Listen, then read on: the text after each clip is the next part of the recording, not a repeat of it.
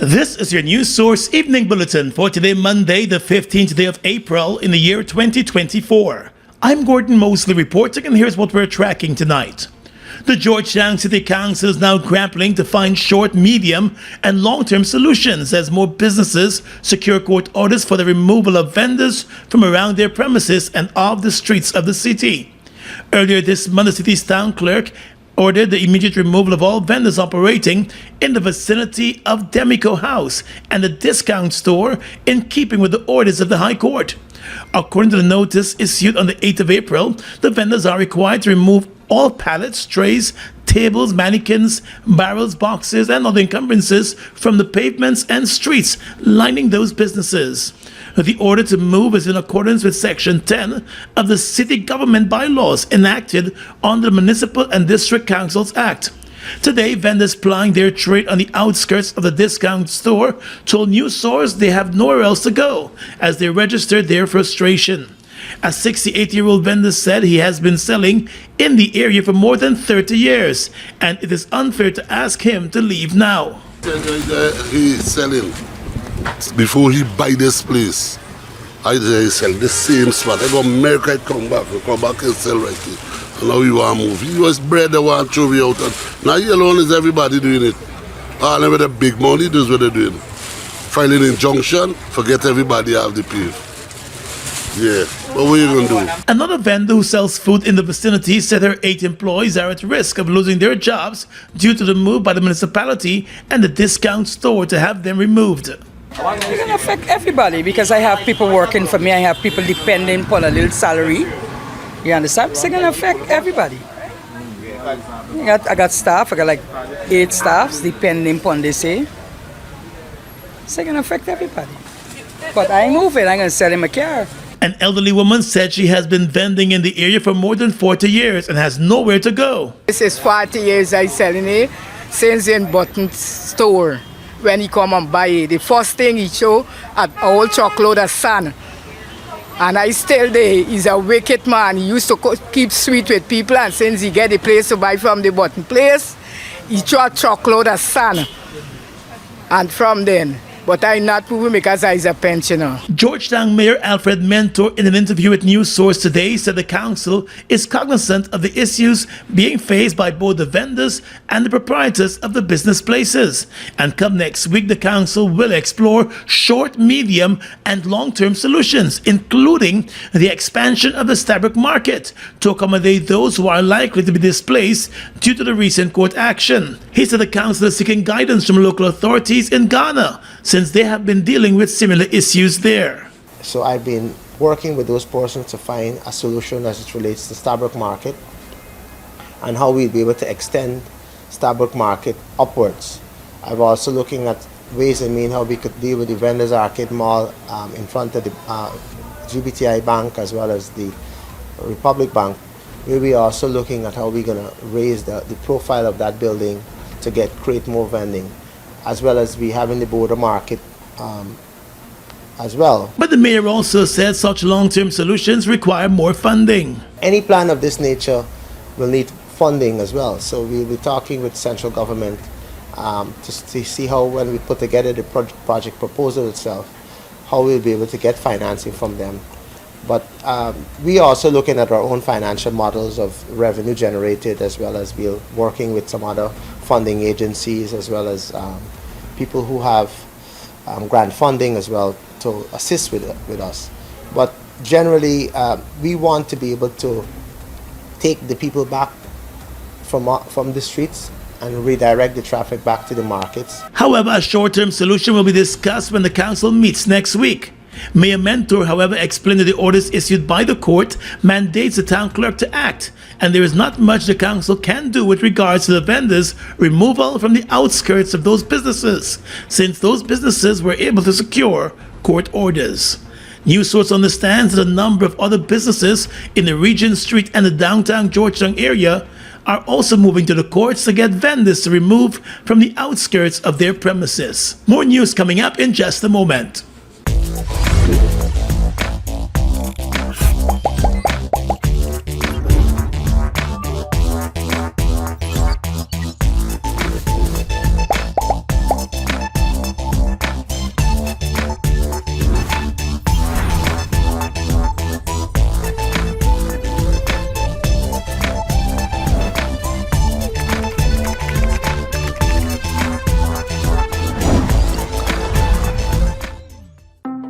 It's one of your biggest goals, getting your own home, where memories are made, where happiness lives. You may feel that home ownership or renovation is beyond your reach, but we at Republic want you to know that there's always a way. Ask us about our suite of mortgages. Let's help make your housing wishes come true. Or advise on how the equity in your existing home can finance other dreams and goals. Call or go online to learn more.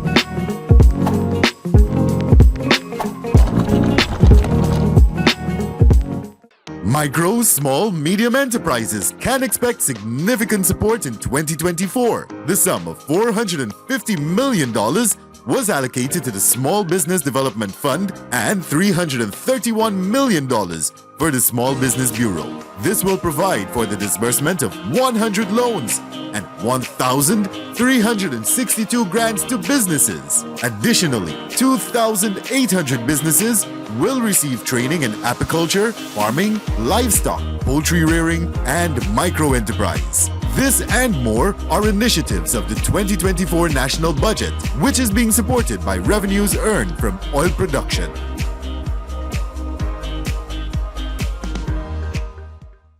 Linden, it's time for the official Linden Town Week Big People Party. This year, Big Man to a Skylark.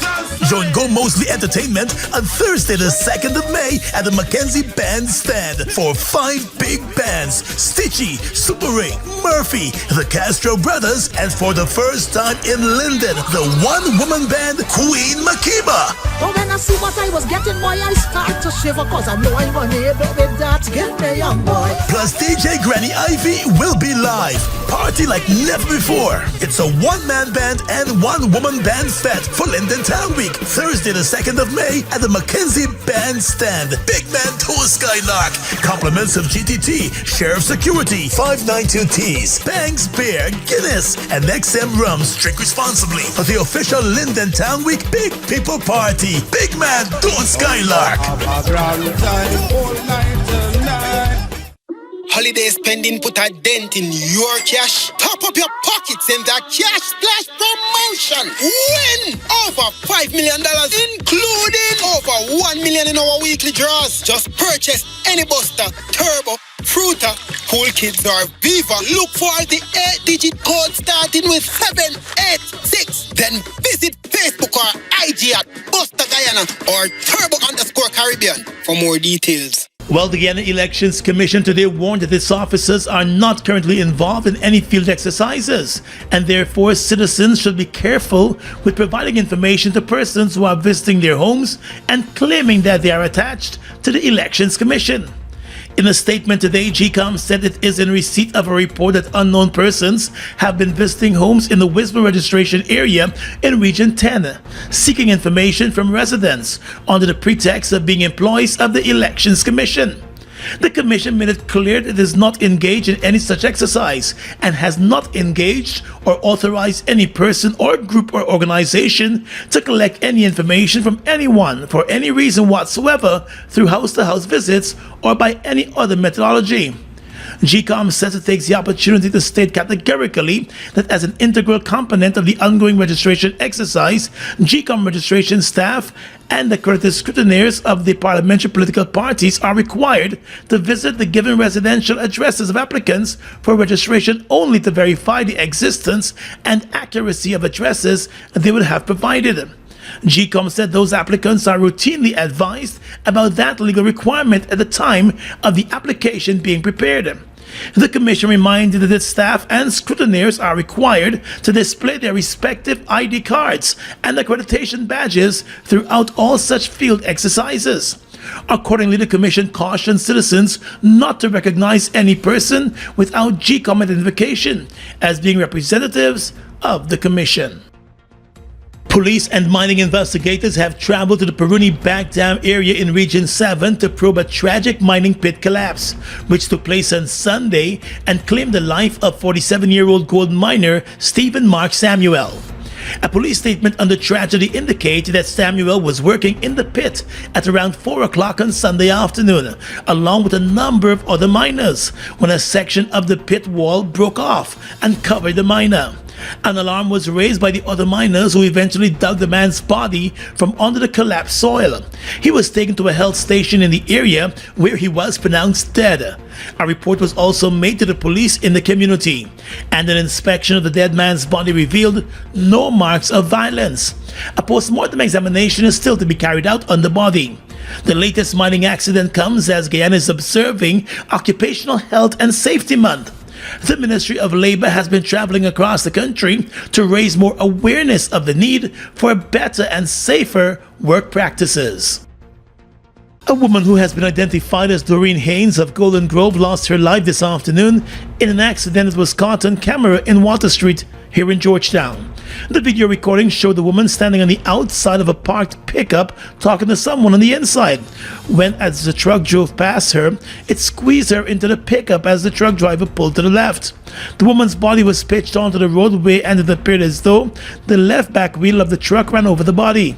The driver of the truck stopped immediately, while other persons, including the person she was talking to in that pickup, rushed to offer help. But it appeared too late. She was taken to the hospital, where she was pronounced dead. The traffic department of the Guyana Police Force has been pleading with drivers and other road users to be vigilant and careful as they use the country's roadways. There has been an upsurge in deadly road accidents since the start of the year. Hi, my name is Keisha Davis, first of 4 siblings. I'm a mom of 3 and I'm an auditor. My brother Tariq is a transgender man, which means he was born female but now lives as a man. He's always known himself to be. He's great at math. I'm horrible. And he actually helps my 12-year-old daughter with her math. As soon as he gets home at night, he'll say, "Jazz, let's go. What would you like me to help you with?" She actually got a prize in school for full score at math and English. Tariq is my rock.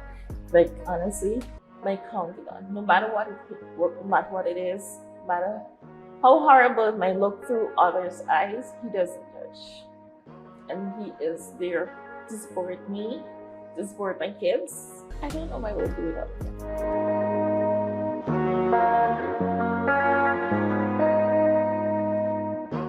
Linden, it's time for the official Linden Town Week Big People Party. This year, Big Man Tour Skylark. Join Go Mosley Entertainment on Thursday the 2nd of May at the Mackenzie Bandstand for 5 big bands: Stitchy, Super Ray, Murphy, the Castro Brothers, and for the first time in Linden, the one-woman band Queen Makiba. Oh, when I see what I was getting, boy, I start to shiver, cause I know I'm unable with that. Get me, young boy. Plus DJ Granny Ivy will be live. Party like never before. It's a one-man band and one-woman band fete for Linden Town Week, Thursday the 2nd of May at the Mackenzie Bandstand. Big Man Tour Skylark. Compliments of GTT, Sheriff Security, 592 Tees, Banks Beer, Guinness, and XM Rum. Drink responsibly for the official Linden Town Week Big People Party. Big Man Tour Skylark. Mobil 1 is more than oil. It's many oils. It transforms at the molecular level. When cold, it's thicker than honey. When hot, it's thinner than water. Mobil 1 adapts and readapts to last longer. 16,000 kilometers between oil changes. That's your engine evolved. Sol Guyana is the authorized distributor of Mobil lubricants.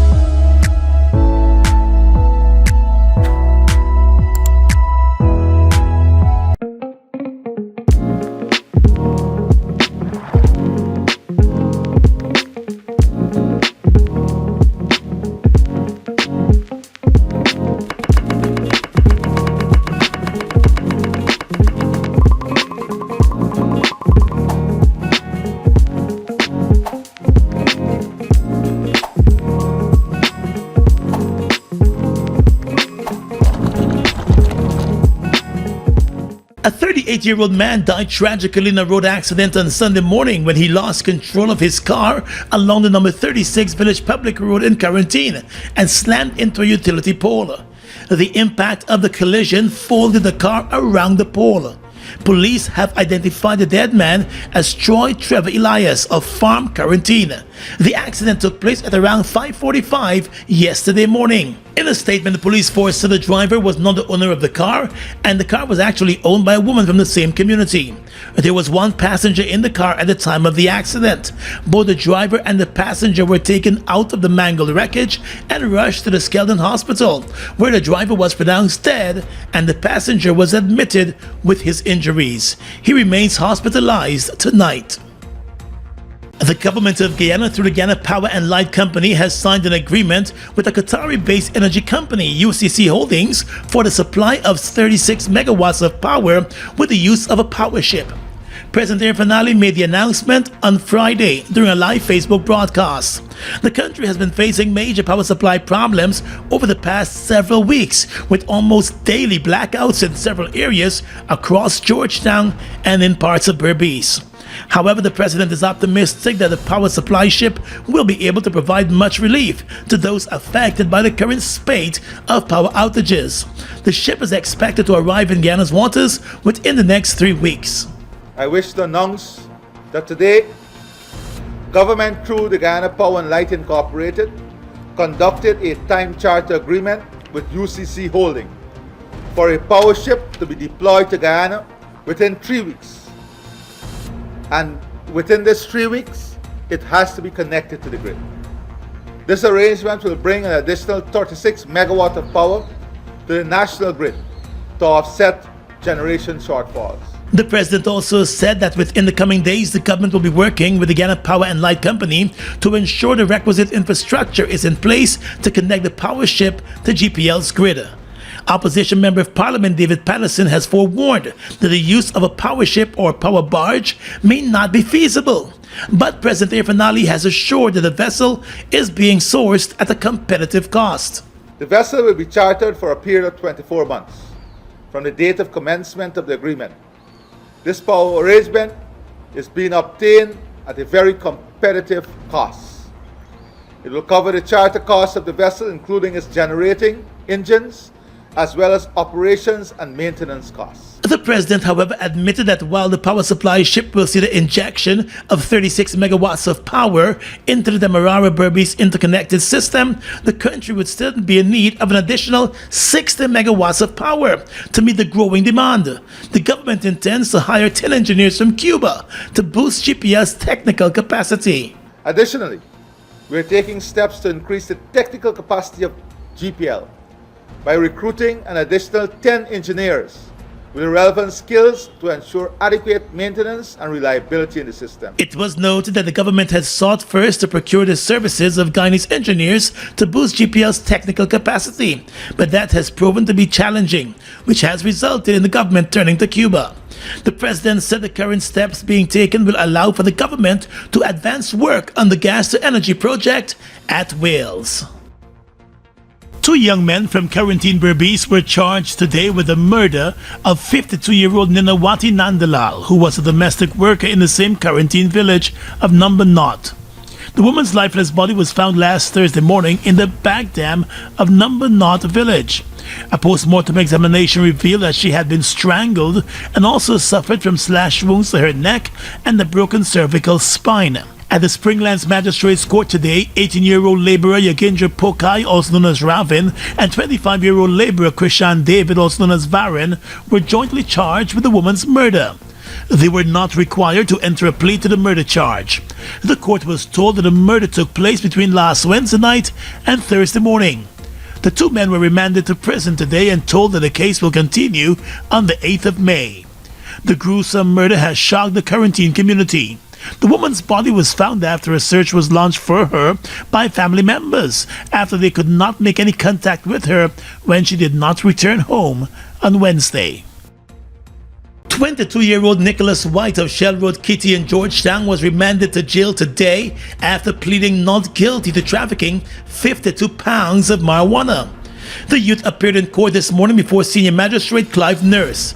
During the appearance, the prosecutor told the court that the man was intercepted by a police patrol on Saturday night while he was driving along Ramp Road in Rheinfeldt.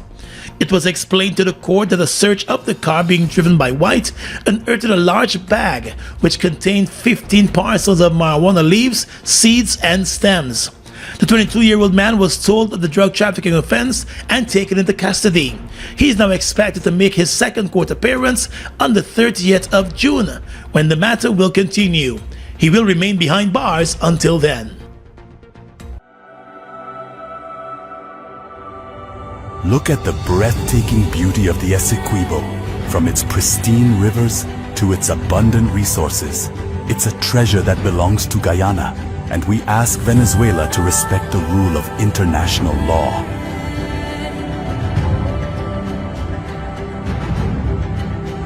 Our commitment to this land is not just about ownership. It's about preserving its beauty and resources for our people and future generations. The controversy between Guyana and Venezuela was settled internationally as full, perfect, and final in 1899. Essequibo belongs to Guyana.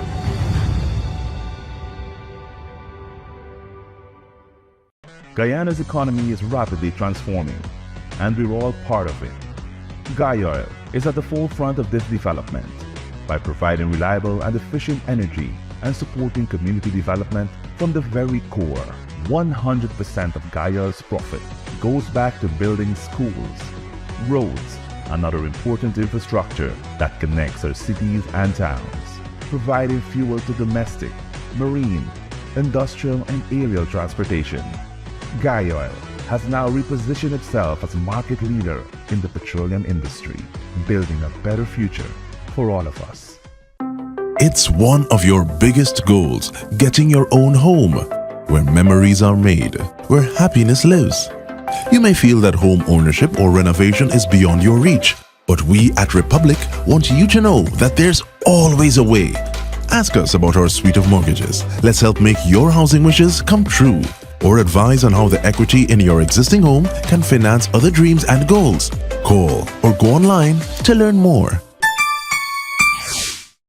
Holiday spending put a dent in your cash. Top up your pockets in the Cash Splash promotion. Win over $5 million, including over $1 million in our weekly draws. Just purchase any Buster, Turbo, Fruita, Cool Kids, or Viva. Look for the 8-digit code starting with 786. Then visit Facebook or IG at Buster Guyana or Turbo_Caribbean for more details. With your regional and international news tonight, I am Svetlana Marshall. In the region, the bodies of about 20 Haitians believed to have died of starvation and dehydration were discovered on a boat in northern Brazil, according to CMC.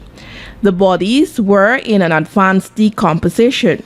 Fishermen alerted authorities after seeing the vessel in Brazil's northern coast in the state of Pará.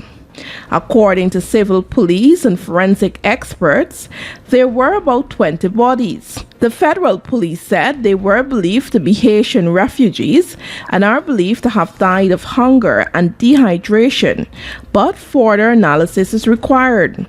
The federal prosecutor's office said in a statement it had opened both criminal and civil investigations into the discovery. The deepening humanitarian and security crisis in Haiti is driving an exodus from the country, the United Nations Migration Agency said recently. 7 infants have died in 4 days from a bacterial infection at Trinidad's Port of Spain General Hospital, said the island's health authorities. The Port of Spain General Hospital is the main healthcare facility in the island's capital city. Reuters in a report said the outbreak occurred at a neonatal intensive care unit of the hospital. According to the country's Northwest Regional Health Authority, the children died from late-onset neonatal sepsis, a condition known for its rapid onset and potentially devastating consequences. All the victims were children who were prematurely born, at less than 32 weeks old, and required intensive care support, the Trinidad Health Authorities said. The Trinidad government has asked the Pan American Health Organization, PAHO, to assist in its investigation into the deaths of the infants, its health minister told the island's parliament on Friday. And finally tonight, international news. Half of the world's 75 poorest countries are experiencing a widening income gap, with the wealthiest economies for the first time this century in a historical reversal of development, the World Bank said in a report on Monday. The differential between per capita income growth in the poorest countries and the richest has widened over the past 5 years, according to the report. The report said the 75 countries eligible for grants and zero-interest loans from the World Bank's International Development Association (IDA) risk a lost decade of development without ambitious policy shifts and significant international aid. According to the report, growth in many IDA countries had already begun to taper off before the COVID-19 pandemic, but it would be just 3.4% in 2020 to 2024, the weakest half-decade of growth since the early 90s.